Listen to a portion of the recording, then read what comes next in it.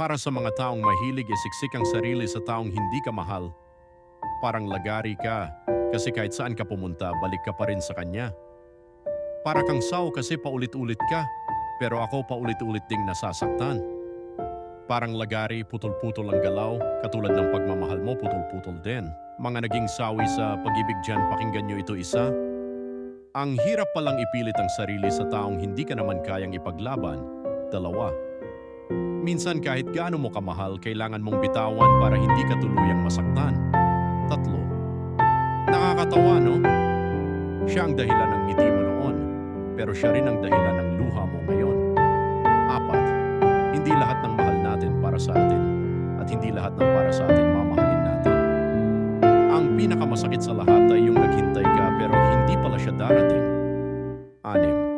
Mahal mo siya pero mas mahal niya ang iba. Pito. Hindi lahat